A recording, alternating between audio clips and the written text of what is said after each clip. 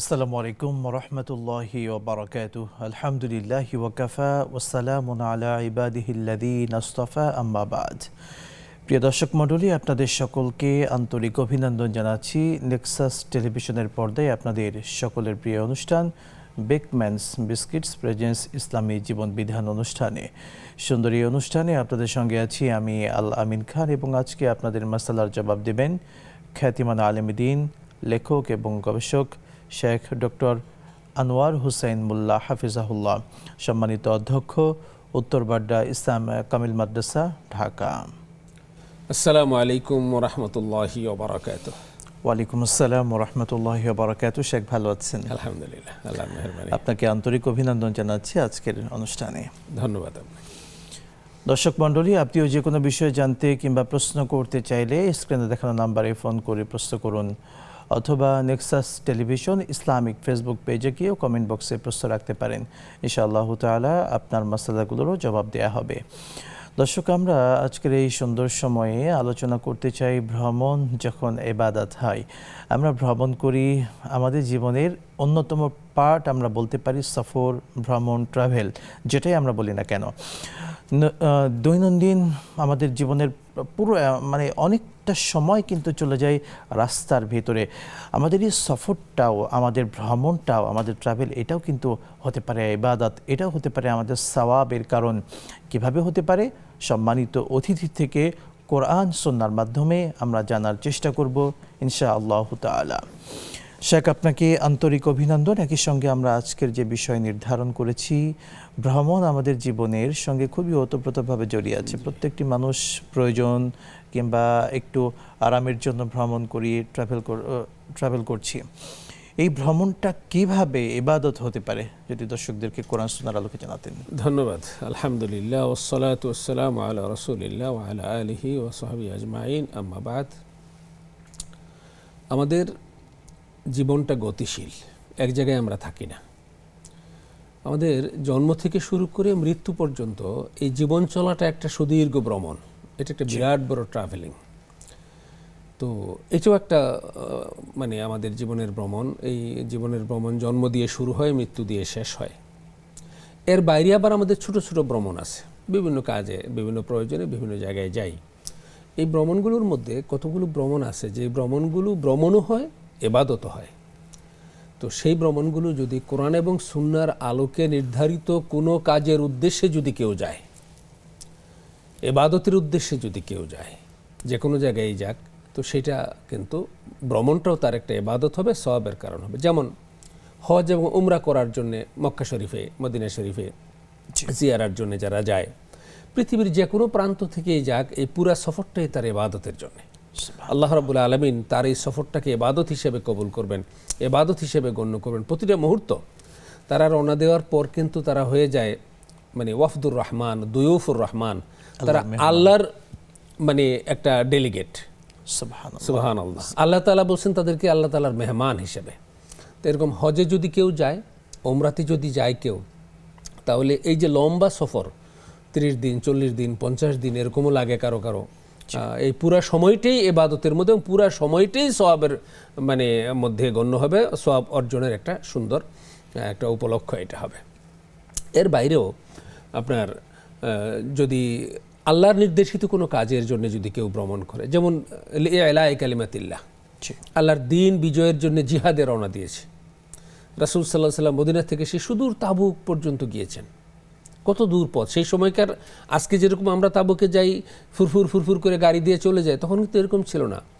মরুভূমির মাঝখান দিয়ে পাহাড়ের আড়ালে আবডালে এই রাস্তা, প্রচণ্ড রৌদ্র, তারপরে উত্তপ্ত বালুকা রাশি, গিরিপথ, এগুলো পাড়ি দিয়ে লম্বা সফর আল্লাহ রাসূল সাল্লাল্লাহু আলাইহি ওয়াসাল্লাম সাহাবায়ে কেরামদেরকে সেই তাবুকের অভিযানে তিনি উদ্বুদ্ধ করেছেন। এই যে লম্বা অভিযান, জিহাদের জন্য যদি, আল্লাহর দ্বীন কায়েমের জন্য কোনো সংগ্রাম করার জন্য যদি কেউ কোনো সফর করে, সেই সফরটা ইবাদত হিসেবে গণ্য হবে।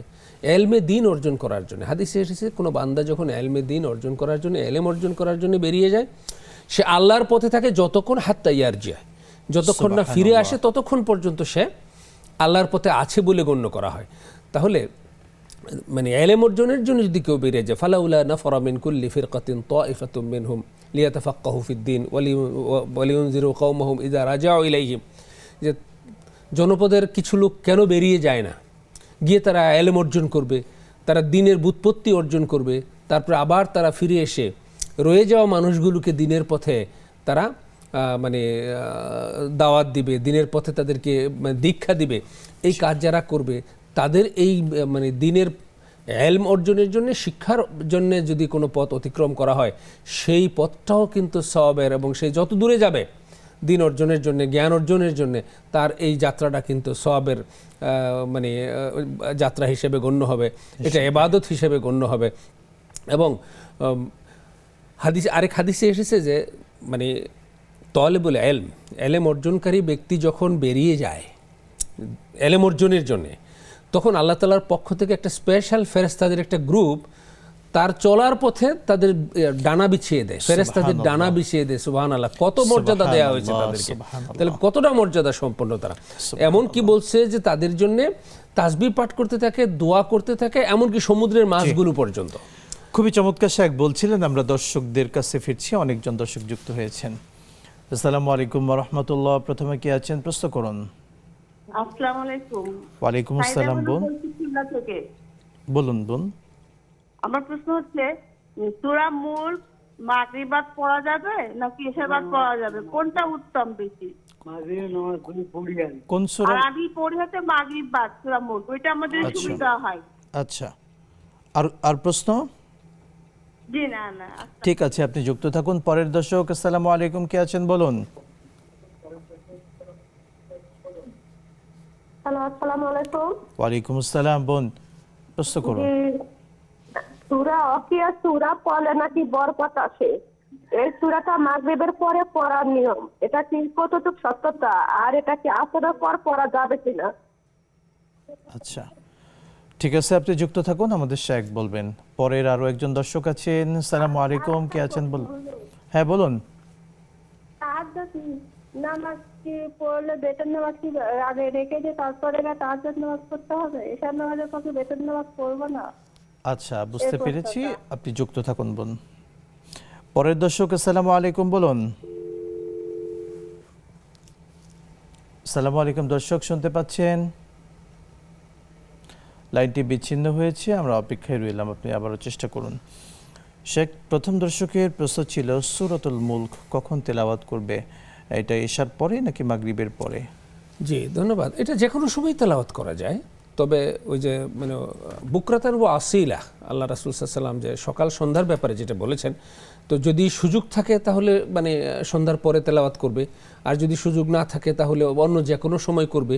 কোরআনে কারীমের কোনো নির্দিষ্ট সূরা বা কোনো নির্দিষ্ট আয়াতই কোনো নির্দিষ্ট সময়কে এক্সক্লুড করে নাই যে ওই সময়ে এই সূরাটা তেলাওয়াত করা যাবে নাকি ওই সময়ে ওই আয়াতটা তেলাওয়াত করা যাবে না। তার যখন সুবিধা হয় তখনই তিনি পড়বেন। বোনের কথা যেটা বুঝলাম যে তার মাগরিবের পরে হলে তার সুবিধা হয়, কাজ কামের অন্যান্য দিক বিবেচনা করে তিনি মাগরিবের পরেই পড়বেন, কোনো অসুবিধা নেই। শুকরান, জাযাকাল্লাহ। পরের আমাদের দর্শকের প্রশ্ন ছিল সূরাতুল ওয়াকিয়া মাগরিবের পরে পড়ার ব্যাপারে যে ফজিলত এসেছে। পড়তে পারেন, মাগরিবের পরেও পড়তে পারেন, এশার পরে পড়তে পারেন, ফজরের পরে পড়তে পারেন, দুপুরে পড়তে পারেন, আসরের গভীর রাতে পড়তে পারেন, যে কোনো সময়। কোনো বিশেষ সূরাকে কোনো বিশেষ টাইম আলাদা করে দেওয়া হয় না যে এই টাইমে পড়া যাবে না। তবে সকাল সন্ধ্যা এই জাতীয় সূরাগুলো পড়ার ব্যাপারে সাহাবায়ে কেরামদের আমলে দেখা যায় যে ওনারা সকাল সন্ধ্যা এগুলোকে বেশি তেলাওয়াত করেছেন, তো আমরা তাদের আমল অনুযায়ী আমরাও সকাল সন্ধ্যা করতে পারি আর কি। জাযাকাল্লাহু খায়রান। আমাদের পরের যে প্রশ্ন ছিল, তাহাজ্জুদের সালাত কেউ যদি আদায় করেন তাহলে বেতের কখন পড়বেন, এশার পরেই পড়বেন না তাহাজ্জুদের পরে? এই ব্যাপারটা আসলে একটু জনে জনে একটু ভিন্ন হবে, ম্যান টু ম্যান ভ্যারি করবে। যদি কোনো ব্যক্তি এই ব্যাপারে নিশ্চিত থাকেন যে তিনি তাহাজ্জুদ পড়তেই পারবেন, পড়বেনই, অ্যালার্ম দেওয়া আছে বা তাকে ডেকে উঠাইয়ে দেওয়ার মতো কেউ আছে, ওরকম যদি থাকে তাহলে তিনি তাহাজ্জুদ শেষ করে তারপরে বেতেরের নামাজ পড়বেন। রাসূলুল্লাহ সাল্লাল্লাহু আলাইহি ওয়াসাল্লাম এমনটাই আমল করতেন, কানা আখিরু সলাতিহি আল বিতর, রাতের নামাজের মধ্যে সর্বশেষ নামাজটা ছিল তার কি? বেতের। এর আগে তিনি নফল নামাজ পড়েছেন, কিয়ামুল লাইল পড়েছেন, তাহাজ্জুদ পড়েছেন। তো যদি নিশ্চিত থাকেন যে আমি তাহাজ্জুদ পড়তে পারবো, তাহলে উত্তম হলো উঠে তিনি কিয়ামুল লাইল বা তাহাজ্জুদ তিনি পড়বেন। পড়ার পরে সর্বশেষ ফজরের আগে সর্বশেষ ইভেন্টটা হবে বেতেরের নামাজ। এখন যদি কারো এই আশঙ্কা থাকে যে আমি ঘুম থেকে উঠতেও পারি, নাও উঠতে পারি, আমার তাহাজ্জুদ পড়া হতেও পারে, নাও হতে পারে, এরকম যদি মানে আশঙ্কা থাকে বা সন্দেহ সংশয়ের মধ্যে তিনি থাকেন, দোদুল্যমান অবস্থায় থাকেন, তাহলে তার আগেই পড়ে নেওয়াটা ভালো। আর যদি ঘটনাক্রমে দেখা গেলো তিনি উঠতে পারলেন না, তাহলে তার বেতেরটা মিস হয়ে যাবে। এই জন্য যদি এরকম সন্দেহ থাকে যে আমি বেতের মানে তাহাজ্জুদের পরে পড়তে পারবো কিনা বা তাহাজ্জুদ পড়ার ব্যাপারে তার কোনো সংশয় থাকে, তাহলে আগে তিনি পড়ে নিতে পারেন, এটা তার জন্য এইটা ভালো হবে।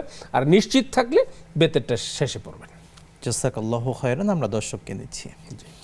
আসসালামু আলাইকুম ওয়া রাহমাতুল্লাহ, কে আছেন প্রশ্ন করুন। আসসালামু আলাইকুম। ওয়ালাইকুম আসসালাম, প্রশ্ন করুন বোন। জি, আমার প্রশ্ন হলো যে টিভির ভলিউম কমিয়ে আমার কথা প্রশ্ন বলুন। হলো যে আমরা কি মানে যদি কোনো ব্যক্তির মাঝে মৃত্যুর আগে মানে কয়েকটা আলামত দেখি একই ব্যক্তির মাঝে, যদি আমরা দেখি যে উনি মৃত্যুর 1-1.5 ঘন্টা গাছটা চুলা পড়লো, হ্যাঁ, পড়ার পর ওনাকে আবার দেখা গেল কিছুক্ষণ পর উনি মৃত্যুর হয়তো 10-15 মিনিট আগে কালিমা পড়লো এবং কিছুক্ষণ। আচ্ছা, আমরা পরের দর্শককে নিচ্ছি। আসসালামু আলাইকুম, বলুন কে আছেন। আমি রাজশাহী থেকে বলছি। বলুন। হ্যালো, জি, প্রশ্ন করুন। রাজশাহী থেকে বলছি।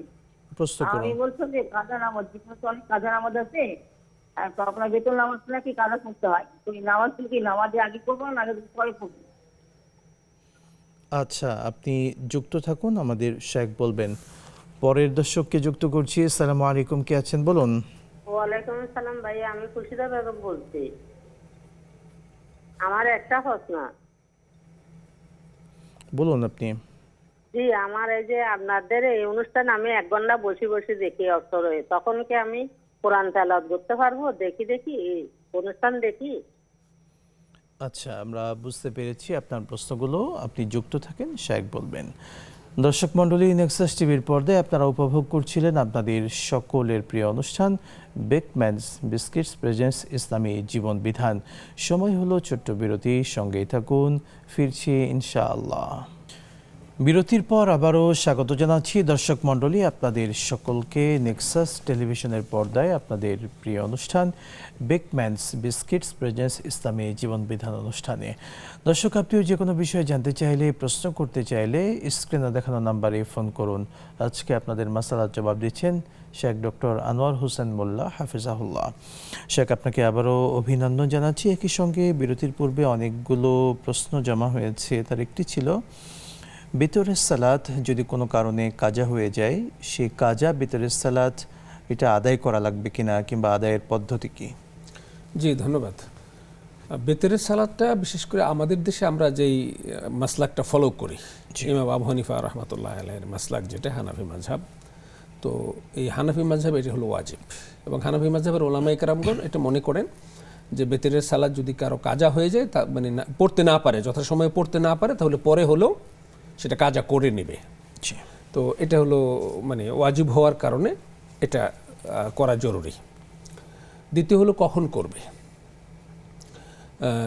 যদি ব্যাপারটা এরকম হয় যে বেতেরের নামাজ কাজা হয়েছে, সকালে উনি ফজরের নামাজের সময় উঠেছেন, ফজরের জামাতের আগে ওনার বেতেরের কাজা পড়ার মতো পর্যাপ্ত সময় আছে, কিন্তু সুন্নতের আগে হতে হবে, সেটা সুন্নতের পরে নয়, তাহলে তিনি সেই সময় করে নেবেন। আর যদি সেটা না হয়, তাহলে ফজরের নামাজ শেষ হবে, শেষ হওয়ার পরে সূর্য উদয়ের পরে আবার সূর্য খাড়া হয়ে যখন যাবে তার আগ পর্যন্ত যে কোনো সময়ে তিনি ইচ্ছা করলে কাজা করে নিতে পারবেন। তো এই সময়েও যদি তিনি না পারেন, তাহলে তার যখন সুবিধা হয় তখনই তিনি কাজা করে নেবেন। তবে খেয়াল রাখতে হবে যেন এইটা যেন অভ্যাসে পরিণত না হয়, যে ঘুমিয়ে থাকলাম পরে উঠে কাজা করব, এমনটা যেন না হয়। নিয়মিত মানে বেতেরটা যথাসময়ে আদায় করাটাই হলো এটা মানে ইয়ার দাবি। ইসলামের মূল মেসেজ হলো যে সময় মতোই আদায় করবে। যদি ঘটনাক্রমে ঘুমিয়ে গেছে অথবা কোনো কারণে পড়তে পারেনি, তখন উনি ওনার সুবিধা অনুযায়ী করবেন। শুকরিয়া শেখ। একটু সম্পূরকভাবে জানতে চাই, দর্শকের প্রশ্নে আমরা যেমনটি বুঝতে পারলাম যে পেছনের জীবনের কাজা নামাজগুলো তিনি আদায় করছেন, চেষ্টা করছেন, এবং একই সঙ্গে বেতেরটা কিভাবে পড়বেন এভাবে তিনি একটু জানতে চেয়েছিলেন যে পুরনো কাজা নামাজ, সেক্ষেত্রে কাজা নামাজের ব্যাপারে দুইটা মত রয়েছে। জি, ওলামায়ে কেরামদের একটা অংশ বলছেন যে অনেকের আছে যে লম্বা সময় তিনি নামাজ পড়েন নাই, 20 বছর, 10 বছর, 15 বছর নামাজ পড়ে নেয়, তারপরে তার আল্লাহ তাআলা তাকে মানে হেদায়েত করেছেন এবং তিনি এখন নামাজ আদায় করেন। তো সেই ক্ষেত্রে ওলামায়ে কেরামগণ বলেছেন যে প্রতি ওয়াক্তেই নামাজ আদায় করার সময় ওই ওয়াক্তের কোনো কাজা নামাজ অন্তত একবার পড়ে নেও, তাহলে যতদিন হবে তুমি কিছু কিছু আদায় হয়ে গেল। তো তাদের মতো এই কাজা নামাজটা কিন্তু যেটা অলরেডি পার হয়ে গেছে অনেক দিন, এটা নফলের মর্যাদায় থাকবে। তো এটা একটা মত। কিন্তু অধিকাংশ উলামায়ে কেরামগণের মত যেটা, সেটা হলো যে এইভাবে কাজা আদায় করে মানে আসলে শেষ করা যাবে না, বা নিশ্চিত করে বলা যাবে না যে আমি কোন দিনের কোন ওয়াক্তের নামাজটা কাজা আদায় করছি। এটা একটা মানে অনিশ্চয়তার মধ্যে থাকতেছে, একটা মানে অস্পষ্টতার মধ্যে থাকতেছে। এর চেয়ে উত্তম হলো যে পিছনের নামাজের জন্য খাঁটি তওবা করা। আত্তাইবু আনিজ জামবে কামান লা জামবালা। যদি কেউ খাঁটিভাবে কেউ তওবা করে আর তার তওবা যদি আল্লাহর দরবারে কবুল হয়, তাহলে সে যেন ওরকম ব্যক্তি যে তার আর কোনো গুনাহই ছিল না। এই জন্য খাঁটি তওবা করা হলো উত্তম। আর ওই যে কাজা নামাজ যতক্ষণ পড়ার কথা ছিল অতক্ষণ তিনি যত বেশি পারেন নফল ইবাদত করবেন। এতে আল্লাহ রাব্বুল আলামিন হয়তো তাকে তওবা করার কারণে, খাঁটি তওবা করার কারণে তার পিছনের যেগুলো ছুটে গেছে সেগুলোও মাফ করে দিতে পারেন। আর এই যে নফল নামাজ অতিরিক্ত বেশি বেশি নফল নামাজ পড়ার কারণে এটা তার সওয়াবের পাল্লাকেও ভারী করবে। তো দ্বিতীয় মতটাকেই উলামায়ে কেরামগণ অপেক্ষাকৃত বেটার মনে করেন আর কি। জাযাকাল্লাহু খায়রান। আমাদের পরের একজন দর্শকের প্রশ্ন ছিল, তিনি বলছিলেন আমাদের ইসলামিক প্রোগ্রাম তিনি নিয়মিত দেখেন, পুরো 1 ঘন্টা ব্যাপী দেখেন। আমরা তাকে সহ সকল দর্শকদেরকে ধন্যবাদ জানাচ্ছি। তিনি বলছিলেন ইসলামিক প্রোগ্রাম দেখতে দেখতে কোরআন কারীমের তেলাওয়াত করতে পারবেন কিনা, কিংবা অন্যান্য তাসবিহ পড়তে পারবেন কিনা। যে প্রথম হলো যে কোরআন তেলাওয়াত করতে বা তাসবিহ পড়তে তো বাধা নেই, কিন্তু উনি অনুষ্ঠানও শুনতেছেন আবার কোরআনও পড়তেছেন, তাহলে কোরআন পড়ার যে মনোযোগটা, সেই মনোযোগটা কিন্তু থাকবে না। তো এই জন্যে ওনার জন্য বেটার অপশন হবে যখন তিনি আলোচনা শুনবেন তখন মনোযোগ দিয়ে আলোচনা শুনবেন, আর ওই অবস্থায় মনে মনে তিনি বিভিন্ন জিকির আজকার করবেন, সুবহানাল্লাহ, আলহামদুলিল্লাহ, আল্লাহু আকবার। এগুলো করলে তার ওই যে মানে আলোচনা শোনার মনোসংযোগেও ব্যাঘাত ঘটবে না, জিকিরের মনোসংযোগেও ব্যাঘাত ঘটবে না। কিন্তু আলোচনাও শুনতেছেন আবার দেখে দিয়ে কোরআন শরীফ তেলাওয়াতও করতেছেন, তাহলে কোরআন শরীফের যে হক, যে মনোযোগ সহকারে তেলাওয়াত করা, এটা বিঘ্নিত হতে পারে। তো আমাদের ওই বোনকে আমরা মানে ধন্যবাদ জানাই যে তিনি আমাদের অনুষ্ঠান দেখেন এবং তিনি কোরআন তেলাওয়াত করার ব্যাপারে আগ্রহী। অনুষ্ঠানের শেষে আগে পরে সুযোগ মতো তিনি কোরআন তেলাওয়াত করবেন, গ্যাপে কোরআন তেলাওয়াত করবেন, অথবা তখন যিনি মনে করেন যে আমি এখন আর দেখব না, সেই সময় উনি কোরআন তেলাওয়াত করেন। কিন্তু কোরআন ওই অনুষ্ঠানও দেখতেছি আবার কোরআন তেলাওয়াতও করতেছি, এতে কোরআন তেলাওয়াতের হকটা ঠিকমতো আদায় না হওয়ার রিস্ক রয়ে গেছে। অনেকে সঙ্গে সঙ্গে তারা তাসবিহ পড়েন, তাসবিহ বলতে হাতে যে তাসবিহগুলো আছে মুখে পড়েন এবং সেগুলোকে ব্যবহার করেন, এটা করতে পারবেন কি? ওই যে মানে তাসবিহ দানা বা ওই যে মেশিন বের হয়েছে, এটা কিন্তু শরীয়তের বিধিবদ্ধ কোনো বিষয় না। তাসবিহ হলো মানে যে সমস্ত রাসূল সাল্লাল্লাহু আলাইহি ওয়াসাল্লামের পক্ষ থেকে যে দোয়াগুলো মাসতুন হয়েছে, সুবহানাল্লাহ, আলহামদুলিল্লাহ, আল্লাহু আকবার, আশহাদু আল্লা ইলাহা ইল্লাল্লাহ, আর নানা রকমের তাসবিহ আছে, এই তাসবিহগুলো তিনি পড়বেন। অনুষ্ঠানে শুনতেছেন, তাসবিহও পড়বেন, কোনো অসুবিধা নেই, বরং এটা উত্তম। তার তাসবির সাথে সাথে যদি তিনি অনুষ্ঠান মানে শোনেন, এটা তার জন্য উত্তম। শুধু তাসবিহ অনুষ্ঠান কেন, উনি তরকারি কাটতেছেন, তাসবিহ পড়তেছেন, উনি মানে মানে রান্না করতেছেন, তিনি তাসবিহ পড়বেন, তিনি ঘর গুছাচ্ছেন, তাসবিহ পড়বেন, উনি মানে টেবিলে খানা সার্ভ করতেছেন ছেলে মেয়েদেরকে, সেখানেও তিনি তাসবিহ পড়বেন। অর্থাৎ তাসবিহ যে সকাল সন্ধ্যা তাসবিহর ব্যাপারে ওয়াসাব্বিহুহু বুকরাতাও ওয়া আসীলা, তো এটা আমাদের সারাক্ষণই কিন্তু এটা পড়ার সুযোগ রয়েছে। তৌফিক দান করুন, আমিন। দর্শককে নিচ্ছি আমরা। আসসালামু আলাইকুম ওয়া রাহমাতুল্লাহ, কে আছেন প্রশ্ন করুন। ভাই, আমি কুরিয়াম থেকে বলছি। বলুন। হজ পরবর্তী জীবন কেমন হবে? আচ্ছা হ্যালো, আচ্ছা, বুঝতে পেরেছি। আর কোনো প্রশ্ন আছে? না, আর কোনো প্রশ্ন নেই। ঠিক আছে, শুকরিয়া, যুক্ত থাকুন। পরের দর্শক, আসসালামু আলাইকুম, কে আছেন বলুন। ওয়ালাইকুম আসসালাম ওয়া রাহমাতুল্লাহ। আমার একটি প্রশ্ন। আসসালামু আলাইকুম। ওয়ালাইকুম আসসালাম, শুনছি, বোন বলুন। হ্যাঁ, আমার প্রশ্ন হচ্ছে কবরস্থান মানে কবর, কোন কবর কি উঠায় আরেক জায়গায় নেওয়া যায়, এটা কি ইসলাম শরীয়ত সম্মত? আর যদি নেওয়া যায় তাহলে কিভাবে নেওয়া লাগে? আচ্ছা, এরপরে আর কোনো প্রশ্ন আছে? পরের দর্শককে নিচ্ছি। আসসালামু আলাইকুম, বলুন দর্শক। ওয়ালাইকুম আসসালাম। আমার প্রশ্ন হলো 5 ওয়াক্তের নামাজের ফজর নামাজের সময় সূরা ইয়াসিন,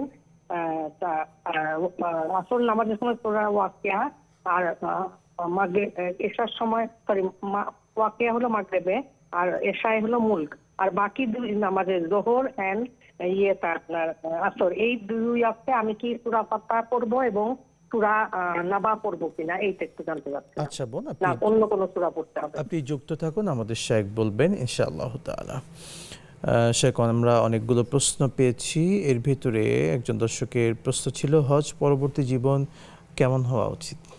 এটা তো অনেক লম্বা আলোচনা। এক সংক্ষেপে যদি বলি, হজের যে স্পিরিট, সেই স্পিরিটটা জীবনে ধারণ করতে হবে।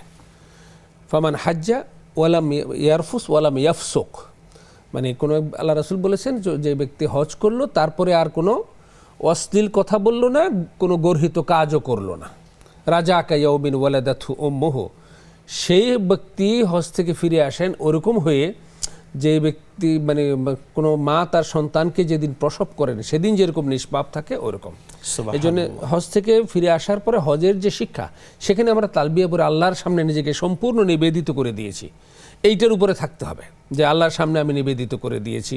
আমার আমলগুলো সহি হতে হবে, আমার আচার আচরণ সহি হতে হবে, নামাজ কালাম ঠিকমতো 5 ওয়াক্ত নামাজ পড়তে হবে, রোজা রাখতে হবে, ফরজ ওয়াজিবাত যেগুলো আছে সেগুলো পালন করতে হবে, ওয়াদা রক্ষা করতে হবে, মিথ্যা বলা যাবে না, ব্যবসায় ভেজাল দেওয়া যাবে না, হারাম উপার্জন করা যাবে না, হারাম ব্যয় করা যাবে না, হারাম খাওয়া যাবে না।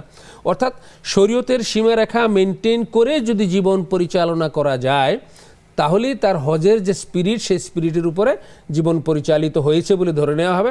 আর এরকম ব্যক্তির হজকেই আল্লাহ রাব্বুল আলামিন হজ্জে মাবরুর হিসেবে কবুল করেন। আর আল্লাহ রাসূল সাল্লাল্লাহু আলাইহি ওয়াসাল্লাম বলেছেন, ওয়াল হাজ্জুল মাবরুর লাইসা লাহু জাযাউন ইল্লাল জান্নাহ, ওরকম হজ্জে মাবরুরের প্রতিদান জান্নাত ছাড়া আর কিছু না। তো আমরা প্রত্যেক হাজী সাহেবদের জন্যই এটা প্রত্যাশা করব যে হজ করে এসে আমরা যেন হজের যে স্পিরিট, হজের যে শিক্ষা, সেটার উপরে যেন আমাদের জীবন আমরা পরিচালনা করতে পারি। আবার অনেকে দেখা যায় যে হজ করে আইসা, আগে ছিল হাজি, এখন হজ করে আইসা তিনি আরও বেশি বেপরোয়া হয়ে গেছে, কিংবা তার আচার আচরণ আরও বেশি খারাপ হয়ে গেছে। তার মানে হলো যে হজের যে শিক্ষা, সেই শিক্ষাটা জীবনে ধারণ করতে পারে নাই। আল্লাহ বুঝার তৌফিক দান করুন, আমিন। পরের দর্শকের প্রশ্ন ছিল, কবর স্থানান্তরের বিধান কি? কি কি কারণে কবর স্থানান্তর করা যায়? এইটার জন্য সুনির্দিষ্ট কোনো কারণ বলা মুশকিল, যদি অনিবার্য কোনো সারকামস্টেন্স অ্যারাইজ করে। আপনি কবর দিয়েছেন, তো এখন নদী ভাঙন শুরু হয়েছে, কবরের প্রায় কাছাকাছি চলে আসছে, তো আপনারা চাচ্ছেন যে লাশটাকে সংরক্ষণ করা দরকার, তো সেই ক্ষেত্রে এটাকে এখান থেকে উঠায় সুবিধাজনক কোনো একটা জায়গায়, যেখানে অপেক্ষাকৃত রিস্ক কম, ওরকম একটা জায়গায় নিয়ে যাওয়া যেতে পারে।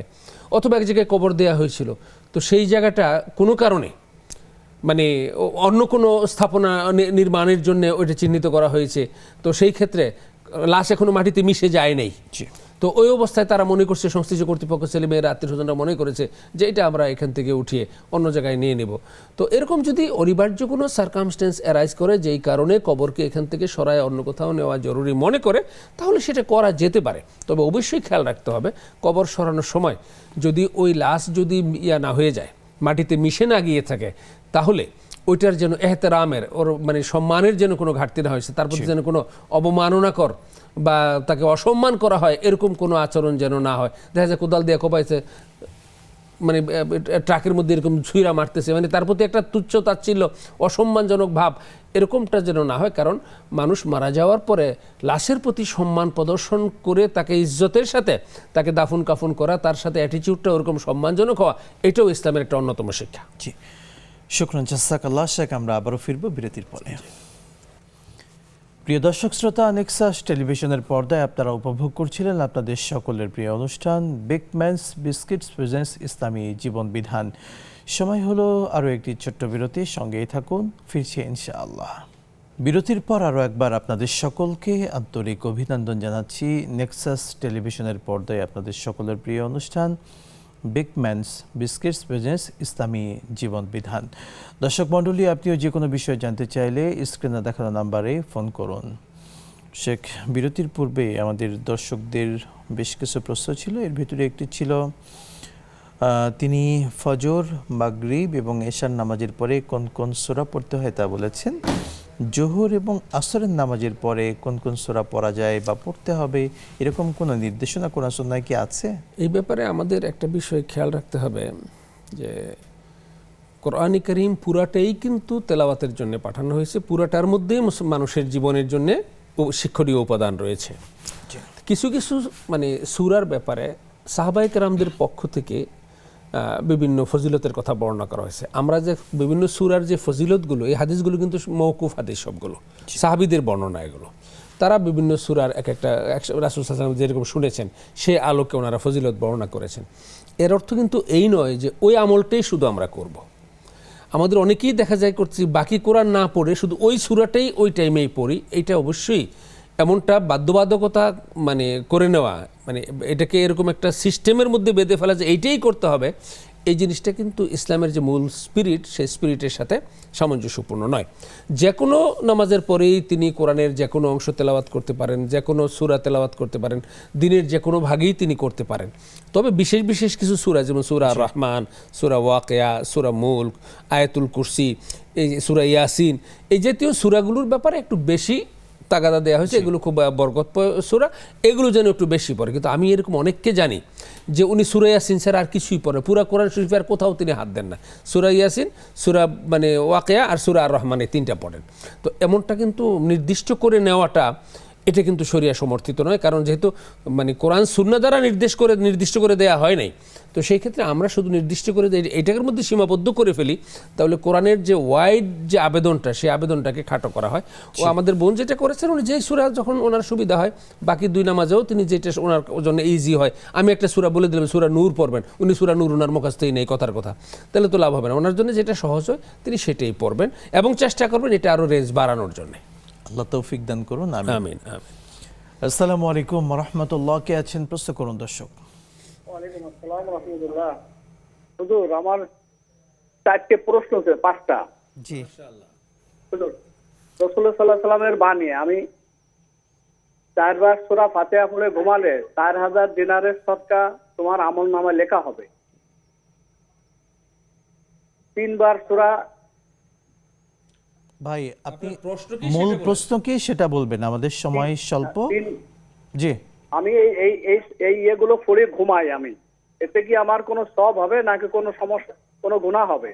আচ্ছা, গুনাহ হবে না? আমার 3 বার সূরা ইখলাস পড়ে ঘুমাই আর কি। আচ্ছা, আর 3 বার দুরূদ শরীফ পড়ে ঘুমাই, আচ্ছা 4 বার ইস্তেগফার পড়ে ঘুমাই এবং 4 বার কালিমা তামজিদ পড়ে আমি ঘুমাই।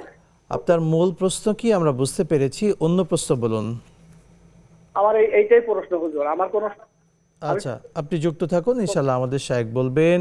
পরের দর্শক, আসসালামু আলাইকুম, কে আছেন বলুন। ওয়ালাইকুম আসসালাম। ওয়ালাইকুম আসসালাম। আমি ময়মনসিংহ থেকে শহীদুল্লাহ বলছি। বলুন। যে আমি একটা হাফিজি মাদ্রাসার কমিটির সাথে সম্পৃক্ত আছি। আচ্ছা, তো এই মাদ্রাসায় যে পরীক্ষা নেওয়া হয়, পরীক্ষার যে ফি উঠে, সেই ফির একটা বড় অংশ থেকে যায় পরীক্ষার পরে। থেকে গেলে এর কিছু টাকা এই উস্তাদগণ সম্মানী হিসেবে নেন, আর কিছু টাকা মাদ্রাসার উন্নয়ন কাজের জন্য রেখে দেওয়া হয়। তাহলে এই পরীক্ষার ফি টাকা এইভাবে বন্টন করা কি ঠিক আছে? আচ্ছা, বুঝতে পেরেছি। আপনি যুক্ত থাকুন, আমাদের উস্তাদ বলবেন ইনশাআল্লাহ। পরের দর্শক আছেন, আসসালামু আলাইকুম, কে আছেন বলুন। ওয়ালাইকুম আসসালাম ওয়া রাহমাতুল্লাহ। আমি খাদিজা বলছি। বলুন। হুজুর, আমি ফরজ নামাজে আলিফ লাম থেকে মুফলি পর্যন্ত প্রথম রাকাতে পড়ি, আর দ্বিতীয় রাকাতে সূরা বাকেরার শেষের 2 আয়াত কি পড়া যাবে? আচ্ছা, আপনি যুক্ত থাকুন, আমাদের হুজুর বলবেন ইনশাআল্লাহ। শেখ, আমাদের এই দর্শকের, আমাদের এই বোনের প্রশ্নের অ্যান্সারটি আগে দিয়ে দেবেন। না, এটা পড়া যাবে, কোনো অসুবিধা নেই। তো মানে একটা তারতিব রক্ষা করাটাকে কেউ কেউ ওয়াজিব বলেছেন, কেউ কেউ মুস্তাহাব বলেছেন। তো ওনার তারতিবেরও তো যেহেতু খেলাফ হচ্ছে না, সেহেতু তিনি শুরুতে যদি আলিফ লাম মিম থেকে শুরু করে কতটুকু পড়েন, তারপরে শেষে গিয়ে সূরা বাকারার শেষ আয়াত পড়েন, অথবা পরে অন্য যে কোনো জায়গা থেকে পড়েন, নামাজ হয়ে যাবে ইনশাআল্লাহ, অসুবিধা নেই, পড়তে পারেন এভাবে। শুকরান, জাযাকাল্লাহ। আমরা পূর্বের দর্শকদের প্রশ্নে চলে যাচ্ছি। আমাদের দর্শকের প্রশ্ন ছিল ঘুমানোর পূর্বে বেশ কিছু আমলের কথা তিনি বললেন। আসলে আমরা মেন জানতে চাওয়া, ঘুমানোর পূর্বে সুন্নাহসম্মত কোন কোন আমল আমরা করব? জি, প্রথম কথা হলো ভাইয়ের যে মানে আবেদনটা, আবেগটা, এটাকে আমরা সম্মান জানাই, কিন্তু এটাকে আমি খুব উৎসাহিত করব না। উনি কি কি আমল করেন সেটা প্রকাশ করে দিয়েছেন। আমলে সালে প্রকাশ না করার ব্যাপারে এটা হলো ইসলামের শিক্ষা, যে আমল গোপনে করবা। নফল আমল যে যত বেশি করবে তত সেটা কি করবে, গোপনে গোপনে করবে, একমাত্র আল্লাহ এবং তার মাঝে এটা থাকবে। তো এটা একেবারে টেলিভিশনে সবাইকে প্রচার করে দেওয়া যায়, আমি এতবার এটা পড়ি, এতবার এটা পড়ি, এত রাকাত নফল নামাজ পড়ি, এই জিনিসগুলোর মাধ্যমে একটা রিয়া ভাব চলে আসতে পারে নিজের মধ্যে, লৌকিকতা, মানুষকে দেখানোর বা মানুষকে শোনানোর একটা ভাব চলে আসতে পারে। তো এটা সামনে যেন এই ধরনের বিষয়ে আরও সতর্ক থাকেন। আমি এই ভাইকে মানে উপলক্ষ করে অন্যান্য দর্শকদেরকে এই কথাটা বলবো যে আমলে সওয়ালে আমরা যতটুকু নফল আমল করতে পারি, এটা যতটুকু পারি আমরা এটা প্রচার বিমুখ থাকবো, এটাকে প্রকাশ করব কম। আর উনি যেটা বলেছেন এটা উনি মানে বিভিন্ন আমল করেন, ভালো, কোনো অসুবিধা নেই। যে আমলগুলো সুন্নাহসম্মত, যেগুলো কোরআন সুন্নায় নিষেধ করা হয়নি, এরকম যে কোনো আমলই তিনি করতে পারেন, করতে কোনো বাধা নেই। তবে সুনির্দিষ্ট অমুক রাকাতে বা অমুক সময়ে অমুকটাই করতে হবে এরকম বাধ্যবাধকতা করতে হলে দলিল লাগবে। আর বাধ্যবাধকতা না করে আজকে পড়তেছেন এইটা, কালকে পড়তেছেন এইটা, ওরকম করতেছেন, যে কোনো আমল যে কোনো সময়ই তিনি করতে পারেন। তো আপনি যেটা জানতেছেন যে শোয়ার সময় কি ভালো আমল কোনগুলো, শোয়ার সময় দরুদ শরীফ পড়তে পারি, তাসবিহাত পড়তে পারি, আয়াতুল কুরসি পড়তে পারি, সূরা ইয়াসিন পড়তে পারি, ওযু করে শোয়া, এগুলো ভালো আমল। কিন্তু এগুলোই করতে হবে, এই বাধ্যবাধকতায় আনা যাবে না, যেহেতু এটা কোরআন সুন্নাহ দ্বারা বাধ্য করা হয়নি। আল্লাহ বোঝার তৌফিক দান করুন, আমিন। পরের দশকের প্রশ্ন শেখ, আপনি নিঃসন্দেহে বুঝতে পেরেছেন, আপনি একজন মাদ্রাসার প্রিন্সিপাল, সেই হিসেবে তিনি মাদ্রাসার কমিটির মেম্বার হিসেবে বলছেন মাদ্রাসার পরীক্ষার ফিস যেটা ওঠে সেটা শিক্ষকরা কিছু বন্টন করেন, আবার কিছু মাদ্রাসার ফান্ডে মাদ্রাসার নির্মাণ বাবদ খরচ করা হয়ে থাকে। তিনি জানতে চাচ্ছেন যে আসলে এই বন্টন পদ্ধতি এটা কি ঠিক আছে, নাকি এই টাকাটা কি করণীয়? এটা আসলে টোটালটাই নির্ভর করবে ওই প্রতিষ্ঠানের অথরিটি যেভাবে ডিসিশন নেবে। এখন উনি ম্যানেজিং কমিটির সদস্য, ওখানে অথরিটি যদি ম্যানেজিং কমিটি থাকে তাহলে ম্যানেজিং কমিটি ডিসিশন নেবে যে মানে ফি বাবদ কত টাকা নেবে, টিউশন ফি বাবদ বা বেতন বাবদ কত টাকা নেবে। আমি অনেক কওমি মাদ্রাসা এবং হেফজখানা সম্পর্কে জানি যারা সারা বছর তেমন কোনো টাকা পয়সা নিতে পারে না, ওই পরীক্ষা উপলক্ষে কিছু টাকা নেয়, ওই টাকাটা দিয়েই ওই পরীক্ষার খরচও চালায়, ওখান থেকে কিছু শিক্ষকদের বেতনও দেয়। তো এই ব্যাপারে ম্যানেজিং কমিটিতে টোটাল মানে ট্রান্সপারেন্টলি, টোটাল স্বচ্ছভাবে পুরো হিসাবটা উপস্থাপন করা হবে যে আমাদের মোট ইনকাম এত হয়েছে, এখন এই ইনকামে আমাদের পরীক্ষা বাবদ খরচ গেছে এত, আমাদের আর এত রয়েছে, এবং managing committee will take decision যে এই টাকাগুলো দিয়ে কি করা হবে। ম্যানেজিং কমিটি বলে যে এখান থেকে মানে 30% টাকা ডেভেলপমেন্টে দেওয়া হবে, 20% টাকা শিক্ষকদের বেতন বাবদ দেওয়া হবে, এত % টাকা শিক্ষার্থীদের কল্যাণে বা শিক্ষা উপকরণের কাজে ব্যয় করা হবে। এটা ম্যানেজিং কমিটির মিটিংয়ে ম্যানেজিং কমিটি যেভাবে সিদ্ধান্ত নেবে সেটাই কার্যকর হবে। এবং এই ক্ষেত্রে মানে ম্যানেজিং কমিটি যদি অথরিটি হয়, আর যদি ওরকম কোনো ফর্মাল ম্যানেজিং কমিটি না থাকে তাহলে প্রতিষ্ঠান প্রধান এবং তার যে ইয়ে থাকে বোর্ড যাদের নিয়ে তিনি প্রতিষ্ঠান পরিচালনা করেন, তার শুরা যেটা আছে, তাদের সাথে আলোচনা করে করবেন। তো ভাইয়ের কথায় বোঝা যাচ্ছে ওখানে ম্যানেজিং কমিটি আছে, উনিও কমিটির সদস্য, ওনারা কমিটিতে বসে একটা ট্রান্সপারেন্ট রিপোর্টের মাধ্যমে যে মোট কত টাকা আয় হয়েছে, পরীক্ষা বাবদ কত গেছে, বাকি টাকাগুলো এই এত টাকা এই খাতে, এত টাকা এই খাতে,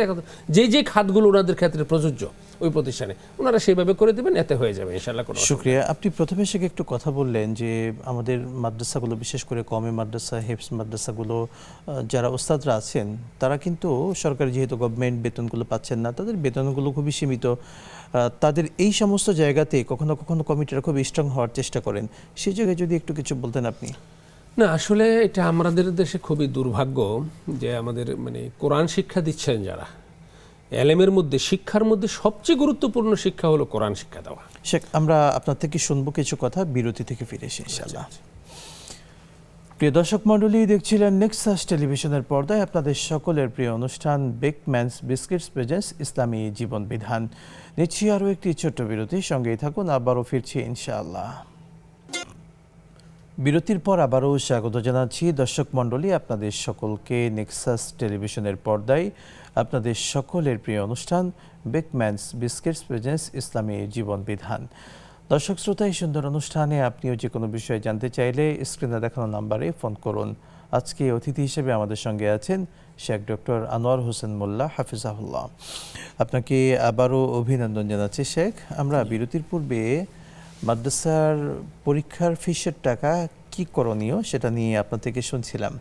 শেখ, আমাদের বিশেষ করে হিফজ মাদ্রাসাগুলো কিংবা কিছু কওমি মাদ্রাসা যেগুলো ছোট, সেখানে যারা ওস্তাজরা আছেন নামমাত্র বেতন কিংবা তাদের জীবন খুবই কষ্টের ভিতর দিয়ে কিন্তু পার হয়ে থাকে। তো সেই জায়গায় পরীক্ষার ফিসগুলো নিয়ে বর্তমানে যেটা হয়ে থাকে, তারা খরচ করার পরে পরীক্ষা বাবদ বাকি টাকা শিক্ষকরা নিজেদের ভিতরে বন্টন করে নেন। কোথাও কোথাও এই পদ্ধতি আছে। আপনি সেই ওস্তাজের ব্যাপারে কি বলবেন, বা সেই প্রতিষ্ঠানগুলোর ব্যাপারে কমিটিরা কি ভূমিকা রাখবেন? ধন্যবাদ।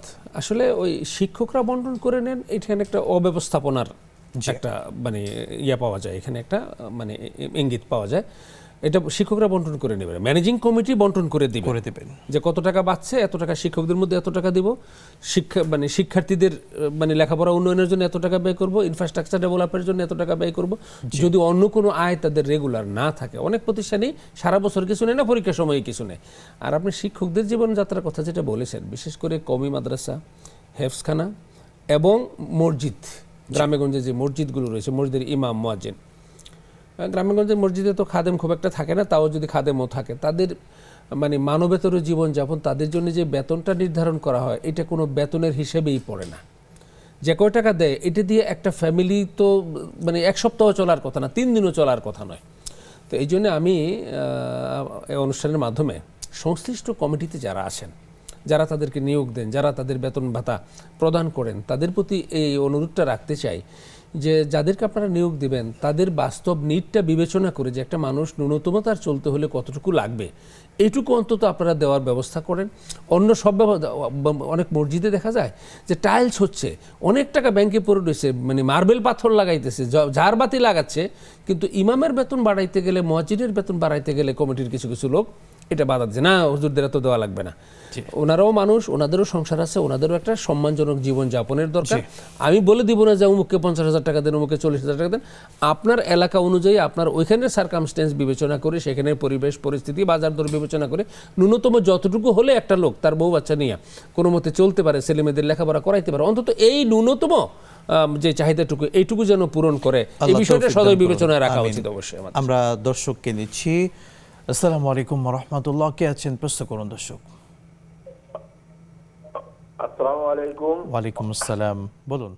হুজুর, আমার প্রশ্নটা ইসলামিক নয়, ইসলামিকের। ধরেন বর্তমানে আইন, এই যে যদি কোনো জজ মহোদয় একটা জমির রায় দেয় যে পূর্ণাঙ্গ রায়, ওই জমিতে বিবাদী যাবে না, কিন্তু দেখা যাচ্ছে বিবাদীরা পেশি শক্তির বলে মহামান্য জজের আদেশ বা তার রায়কে অমান্য করি আবার ওই জমিতে হামলা করিয়া সেই জমি দখল করি নেয় বা আবাদ করে। এই ব্যাপারে পুলিশ প্রশাসনকে বললেও তারা বলে যে এটা কোর্টের থেকে করে আনতে হবে, আপনার ওয়ারেন্ট করিয়ে আনতে হবে। আমরা বুঝতে পেরেছি আপনার শক্তি আছে, আমরা বুঝতে পেরেছি আপনার কথা। তারা যে আইন না মানে, তাহলে এটা একটু এই ব্যাপারে কি করা যাবে?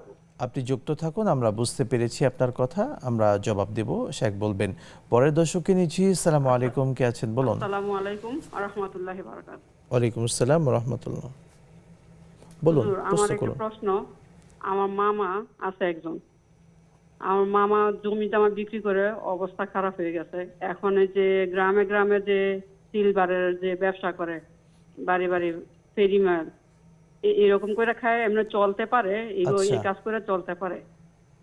এখন আমি আমার এই মামাকে কি আমি জাকাতে টাকা দিতে পারবো কিনা? কারণ মামা যদি কোনো একটু সমস্যায় পড়ে, অসুখ বিসুখ হয় বা কোনো কাজ করতে যায়, বোনদের কাছে হাত পাততে হয়, বা বোনেরা সাহায্য করতে। বুঝতে পেরেছি আপনার কথা, আপনি যুক্ত থাকুন, শেখ বলবেন। পরের দর্শককে নিচ্ছি। আসসালামু আলাইকুম, কে আছেন? বলুন। ওয়ালাইকুম আসসালাম, বলুন। জি হুজুর, ভালো আছেন? আলহামদুলিল্লাহ, বলুন বোন। জি, আজকে আমার 3টা প্রশ্ন। আমি প্রথম প্রশ্নটা আগেও 2 দিন করেছি, কিন্তু আমি যেভাবে করেছি শাইখরা সেভাবে উত্তর দেননি। আমি আজকে চাই যে আমার প্রশ্নটা একটু ভালো করে শুনে উত্তর দিবেন। বোন, আমাদের সময় আজকে খুবই স্বল্প, আপনি আজকে একটা প্রশ্ন করুন। বলুন। না করলে তো হয় না, আমরা তো সময় কুলাইতে পারি না। বলুন। তাহলে আমি প্রথমটাই করছি। আমার এক নিকটাত্মীয় হচ্ছে হাজবেন্ডের সাথে মনমালিন্য হয়ে দীর্ঘদিন মানে কয়েক বছর আলাদা ছিলেন। এখন তাদের মধ্যে কোনো প্রকার ডিভোর্স হয়নি, বা স্বামী স্ত্রী দুজনকেই কেউ ডিভোর্স দেয়নি। এখন হচ্ছে হাজবেন্ড আবার আসছিলেন, কিন্তু সে ফিরে যায়নি বা করেনি। এখন হচ্ছে আমার এখানে 2টা কোশ্চেন। সে যদি ফিরে যেত তাহলে তাকে কি করতে হতো? আর হচ্ছে দ্বিতীয় কোশ্চেন হচ্ছে, সে যে ফিরে যায়নি এতে কি তার গুনাহ হয়েছে? আচ্ছা, আমরা বুঝতে পেরেছি। আজকে একটা প্রশ্নই রাখেন, আবার আগামীকালকে প্রশ্ন করবেন বোন। ধন্যবাদ আপনাকে। শেখ, আমরা পূর্বের দর্শকের প্রশ্নে চলে যাচ্ছি। তিনি জমি নিয়ে বলছিলেন, জবরদখল করার ব্যাপারটি বলছিলেন। কোর্টের রায় হওয়ার পরেও জবরদখল করে আমাদের পেশি শক্তির কারণে অনেকে করে। এইটার ব্যাপারে ইসলাম কি বলছে বা তাদের ব্যাপারে? প্রথম কথা হলো যে রাষ্ট্রীয় আইন মানা প্রত্যেকটা নাগরিকের উপর এটা বাধ্যতামূলক। কোর্ট যদি কোনো রায় দিয়ে থাকে সেই রায় অবশ্যই প্রত্যেককে মানতে হবে। কোর্টের রায় যদি কেউ অমান্য করে তাহলে সেটা মানে আদালত অবমাননার শামিল হবে। এই ক্ষেত্রে আইনি দিক থেকে দেখবে নিঃসন্দেহে। আর দ্বিতীয় যে ধর্মীয় দৃষ্টিকোণ থেকে কারো উপর জবরদখল করা বা হক নাই জোর করে সেখানে চাপিয়ে দাও, এটা শরীয়ত অনুমোদন করে। নিঃসন্দেহে। আল্লাহ আমাদেরকে বোঝার তৌফিক দান করুন। পরের দর্শক বলছিলেন তার মামা তিনি একটু দুর্বল অর্থনৈতিকভাবে, তাকে জাকাত দিতে যে ওনার পারবেন কিনা? কথায় যতটুকু বোঝা গেছে যে আর্থিক স্ট্যান্ডার্ড মামার যা আছে জাকাত খাওয়ার উপযুক্ত, উনি দিতে পারবেন ইনশাআল্লাহ। তবে ওনার প্রতি অনুরোধ থাকবে, মামা যেহেতু আপন মামা, জাকাত দেওয়ার সময় জাকাতের টাকা দেওয়ার সময় এটা যেন প্রকাশ না করেন যে আমার এটা জাকাতের টাকা, এটা প্রকাশ করা জরুরি না। মামা এই যে নেন 20,000 টাকা দিলাম, আপনি সংসারের খরচে চালায়েন। মামা এই যে জাকাতের 20,000 টাকা দিলাম বলে মামা বিব্রত বোধ করতে পারে। এই জন্য এটা ইসলাম কিন্তু অত্যন্ত নান্দনিক একটা জীবন বিধানের নাম। নিঃসন্দেহে। যে মানে জাকাত দিচ্ছে, এটা জাকাতটা প্রকাশ না করলেও চলে, এবং এই ধরনের ক্ষেত্রে প্রকাশ না করাকে উত্তম বলা হয়। শুকরিয়া। আমরা সবশেষ যে প্রশ্নটি পেয়েছি, স্বামী স্ত্রী দীর্ঘদিন থেকে আলাদা, স্বামী নিতে এসেছে, স্ত্রী যাননি, স্ত্রীর কি গুনাহগার হবেন? জি, প্রথম কথা হলো এটা ওনার সাথে জড়িত নয়, এটা অন্য আরেকজনের ব্যাপার, যার ব্যাপার উনি প্রশ্ন করতে হবে। আর মানে তালাক বা এই জাতীয় মাসালা আমরা সাধারণত এখান থেকে টেলিফোনের মাধ্যমে দেওয়াটা ঠিক হবে না। আর এক পক্ষের কথা শুনে মোটেই দেওয়া উচিত নয় কোনো রায়, আর এটা তো তৃতীয় পক্ষের কথা। সুতরাং এই ঘটনাটা যার, তারা যদি আসেন কোনো একজন আলেমের কাছে যাবেন, গিয়ে বিষয়টা জানবেন যে এই হচ্ছে, এখন কি করবেন। এই ধরনের ক্ষেত্রে সরাসরি হওয়া উচিত, এবং ওই দুই পক্ষ যারা এটার সাথে জড়িত, স্টেক হোল্ডার যে দুই পক্ষ, ওই দুই পক্ষ আলোচনা করবেন। তৃতীয় পক্ষের কথা এই ধরনের ক্ষেত্রে মাসালা দেওয়া উচিত হবে না। জাযাকাল্লাহু খায়রান শেখ, আপনাকে অসংখ্য ধন্যবাদ সময় দেওয়ার জন্য। জি, ধন্যবাদ আপনাকেও, আমাদের দর্শকবৃন্দকেও ধন্যবাদ। প্রিয় দর্শক মণ্ডলী, জীবনের বহু অজানা বিষয় জানতে পারেন আপনাদের সকলের প্রিয় আয়োজন বেকম্যানস বিস্কিটস প্রেজেন্স ইসলামী জীবন বিধান অনুষ্ঠানের মাধ্যমে। প্রতিদিন এই সুন্দর সময়ে যুক্ত থাকুন, জানুন এবং জীবনে আমল করুন। রব্বে করিম এই অনুষ্ঠানকে স্পন্সর কোম্পানি সকলকে কবুল করুন, আমিন। আজকের মতো বিদায় নিচ্ছি। আসসালামু আলাইকুম ওয়া রাহমাতুল্লাহি ওয়া বারাকাতুহু।